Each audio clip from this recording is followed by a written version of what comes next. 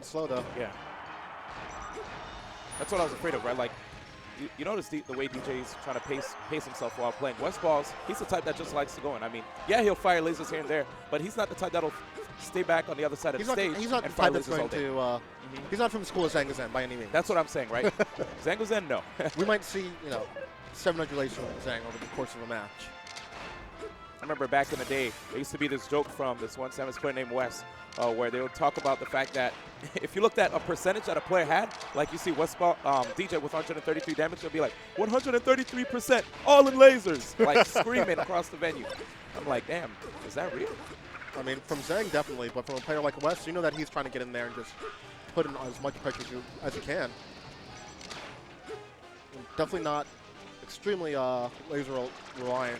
He's someone whose up-close game is pretty much, I'd say, the ideal for a lot of Falcos. He's able to just mix his pressure fairly well. And now we got DJ Nintendo, who's just hanging on the left side. This transformation allowed him to get that free charge. We're gonna see who's gonna get that first stock, though. Well, that second stock, as most of these guys are at their second stock as we speak. All right, I see you, crab walk. Hey. Here we go. And now. I wonder what DJ was fishing for there. I mean, oh, dang. All right, I see you. I see you, Westballz. He's like, DJ, I want to see you tilt. I'm about to taunt right now. All your friends are watching. It's true, actually. A lot of his friends are right near the stage. Yeah. We got, like, PB&J, Anti, The Moon, all of them. Just saw Warrior Night here this weekend, too. Yeah, Warrior Night's here. I definitely was playing Smash with a lot of them until morning, man. I was like, thank goodness I got a late shift. 24-hour venues, dude. Tournament organizers, please. We need more of those. But yeah, back to this game. Another shine? Ooh, Westballz said, get back down. Where's the tech chase? Oh, a little mess up. Crab off, but still. Yeah, but that slide off tech right there. Just let him reset the neutral, so not quite in a scary situation. Yeah, you see the way DJ was playing, right? He noticed that he was at high percent. He was trying to be super careful, look for his opportunity to finally sneak in that hit that could set up for an edge guard. But I'm not seeing Falco being sent off stage in a situation where you see Falco immediately go for a Phantasm or even a Firebird, right? DJ Nintendo is spending a lot of the time in this match in neutral. Center stage, yeah. Just fighting Falco in neutral. And Falco, for the most part, is the one that's setting DJ off stage or sending DJ to the skies. Samus is really, really good when she's able to dictate the positioning of the match, sort of pushing you to the corner. But Wes has been doing so good with his lasers and choosing when to go for him. And just when he's able to get a hit together, he's been in control, not just the match, but stage positioning for a majority of it. And right there, DJ Nintendo actually trying to land on top of Westballz with that lingering hitbox of the neutral air. Westballz, I like how smart it was for him to go for that anti-air up smash. I mean, he ain't Fox, but still, you get good percentage off of it. You reset the juggle situation by putting DJ back in the air. Now, DJ is looking like he's on life support. Yep. Solid back air, might close it out.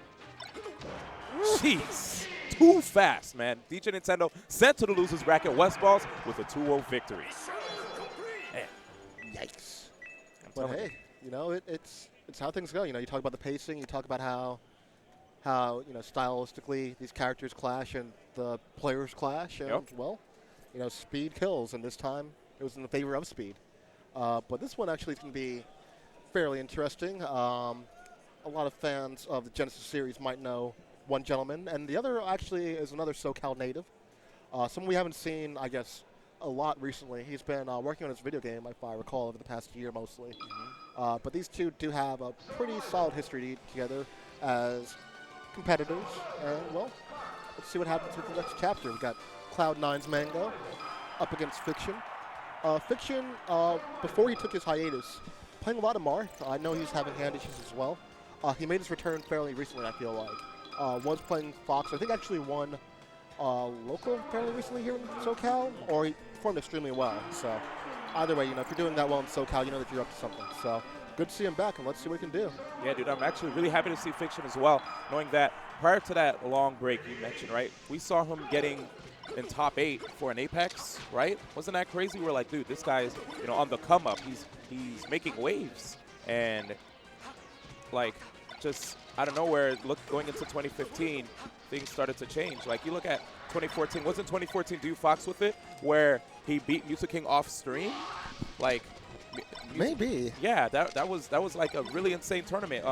If I'm not mistaken, wasn't that like a Hacks versus Silent Wolf Grand Finals? Dew Fox with it? Because there are a lot of Foxes there. Yeah. And I remember Mew2King did get knocked out. Like, it was a placing that a lot of people were shocked at too for Mew2King. I think I'm right, because this was around the time that I decided finally that I'm going to move to the West Coast and betray my East Coast brethren. Here we go, Mango versus Fiction. You really betrayed us? No, I didn't betray y'all, man. Back to the match. I love y'all, man. I try to visit New York City as much as I can. I mean, dog, you moved. Don't even. I'm still on the East Coast. Kind of. Yeah. Anyway, here we go.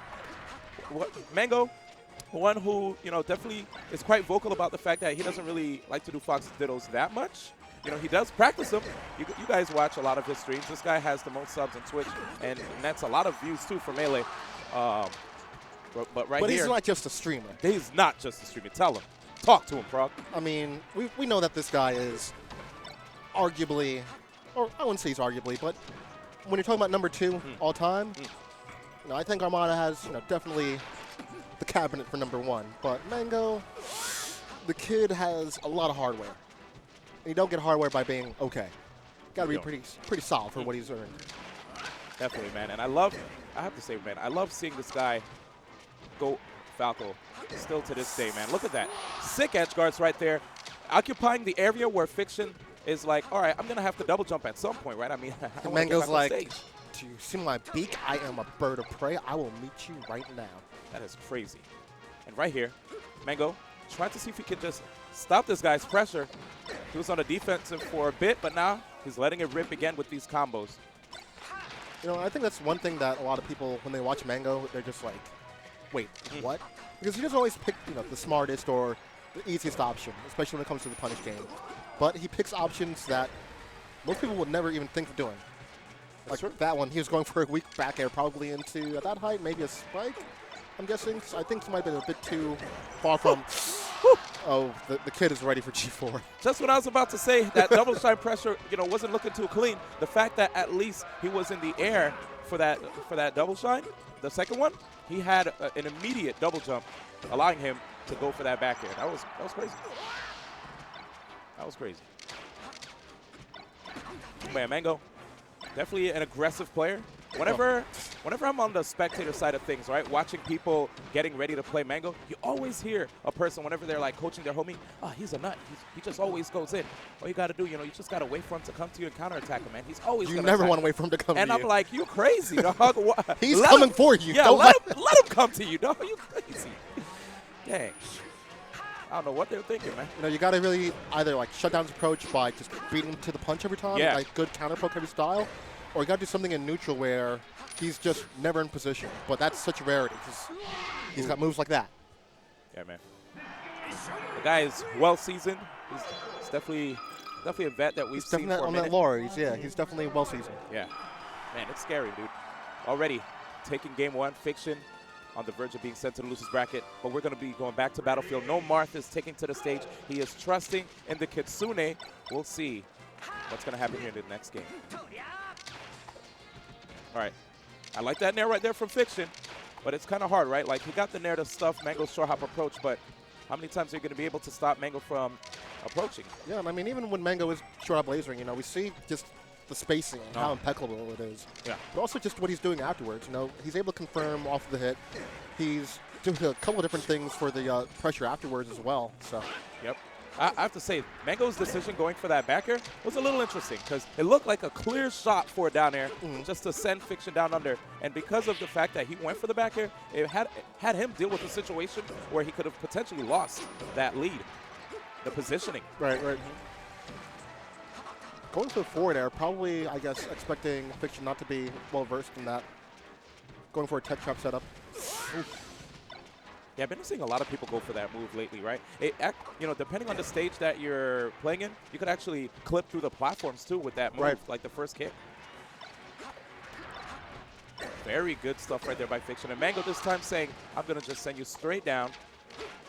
Yep. Let me Fiction hold this lead. gets us a bit late. Didn't get the eye on the shine. Wow. You see the smash D on that back air, though? And still Mango's still in solid position afterwards. That's what you're going to have to do against a character like Falco, right? If You've got to pray and smash the eye every single hit. If your smash DI is on point, there are times where Falco could whiff a shine after hitting you with a neutral air or down air. And he's just, he's just going to spot dodge and shine again, though. True. And it's going to work. So that's what happens when you're the bird. It's crazy. Oof, Mango sneaking in right behind. That's crazy because if Fiction went for a grab, he would have definitely got snuffed. That's an interesting approach right there. But you see Mango going for that laser and then an immediate up. Well, never mind. We're just going to close the book on this one. 2-0 victory for Mango.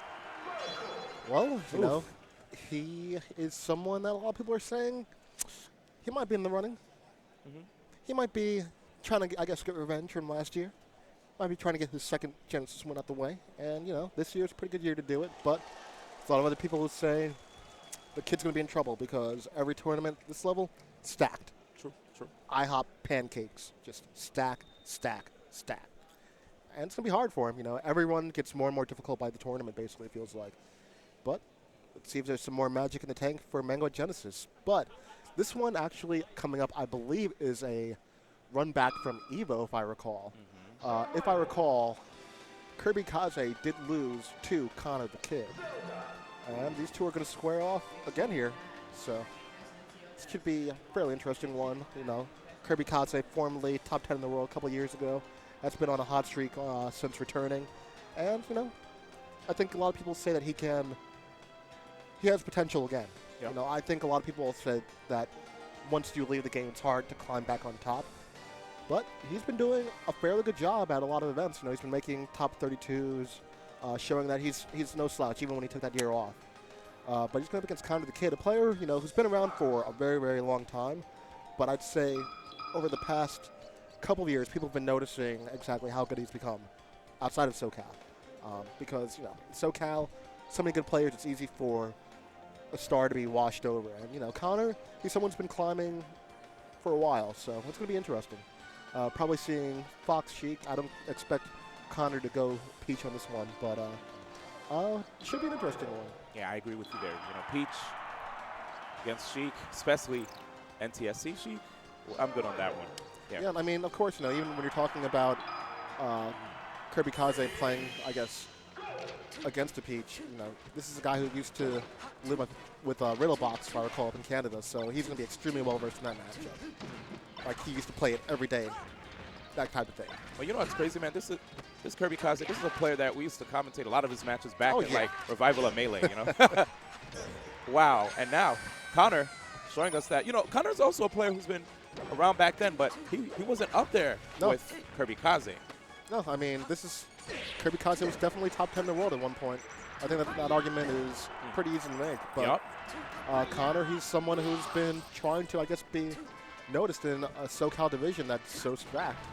But one thing that Kirby Kaze was talking to me earlier this week is he feels like there are times when he just goes too hard for the hard read, and he feels like he wants that utmost punish when he picks the right one. But the thing is, you know, you're giving up the option of going for a softer coverage on 3 options instead. So he's been trying to figure out how to balance, you know, both reading and reacting to certain things. So it's just his dash dance game as a Sheik. I think it's probably the most impeccable one out of all of them. You know, I think that every Sheik has something special to bring to the table, but his movement is so deceptive. Of course, I mean, it's the fact that he's been playing for such a long time, right? Yeah, maybe the fact that he took a break might make him a little bit rusty, but, I mean, some of the things that he was really good at, with enough practice, he was able to get it back. Oh, yeah. Now, as far as, like, the punish game is concerned, you know we're going to have to see a lot of tech chases from this guy.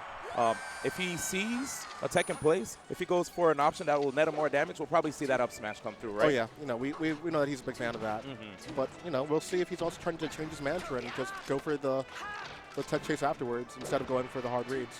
And also one thing that I want to see is, you know, we haven't really seen a lot of, like, really solid pressure from Connor the Kid, but, you know, it's going to be some fun watching the shine out of shield double shine, wave shine out of shield options, and what Kirby Kaze is going to choose to beat it.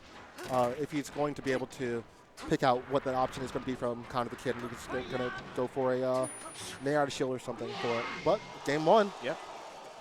Like you said, all those options that Connor the Kid could use to pressure Kirby Kaze, I mean, these are options that Kirby Kaze will have to avoid if we'll have to defend against if he lets Connor the Kid get in. Oh, yeah. Right now, Kirby Kaze has been doing a good job of just like basically controlling the pace of the match. He's been getting Connor the Kid off stage quite a bit. His tech chases, well, I was about to say his tech chases were on point, but we just saw a little bit of a miss. But then again, we're all imperfect, right? We're just humans. Yeah, we're doing what we can. Yeah. So day by day. I'm not going to fault him just for one slip up. We're going to just. Nice DI down in the stage, though. Yep. And you see him with these short hop back fairs, right? Just in case you see Connor try to go for an approach, hopefully he'll be able to avoid. Yep, and then counter-attack accordingly. I also like the option that Connor chose not too long ago was getting back on the stage. Usually we see the long-distance wave dash on the stage. He just got on stage, really close wave dash, but dude, you're trying to style on him like that. I thought he was trying to see if he can just get there as fast as possible like that. I thought he was trying to illusion. Illusion cancel. Yeah. I'm there with you. That would have been crazy. So Kirby Kaze was fishing for I think a shield poke at the top of the shield in the back. Final closes out the stock though. But getting to this stage, right, we have a stage where Fox has a lot more room to move around. He also has, taking away the fact that Sheik, has the ability to dance around on the platforms. Right? Yeah, and also, if you look at the sides of this stage, having the ability to ride the sides allows Connor the Kid to at least get these easier ledge techs. Wall techs will definitely be helping him out when it comes to staying alive longer. Another thing, too, if Connor the Kid does get knocked off stage by Kirby Kaze, he has another option in the Shine Stall. This is not what he wanted. Interesting choice. Most people would have probably gone for a soft backer or something, but tried to pop him up for a bigger punish, maybe even thinking of reverse fair, but ends up closing the stock anyway. Man. Actually, really interesting next level punish. I really like that choice, actually, in hindsight. It's intelligent stuff. That's wisdom. Yes, very, very smart guy right here. I mean, if you look at some of the posts that he has when it comes to Sheik on Smash boards, he's very, very, very astute, right? I think PPMD has said, he's one of the most intelligent and brilliant minds that Smash has ever seen. So, yeah, so guys, please, if ever you have any questions about Sheik, feel free to pick his brain. Not all you at once. Oh, word. Calm down. Look at that DI right there. Connor the Kid trying to see if he can escape the threat of a follow-up right there by Kirby Kaze, but Kirby Kaze just keeps on following up. It's almost like Jason, dude. He just keeps. Right? You think you could get away, but he's right.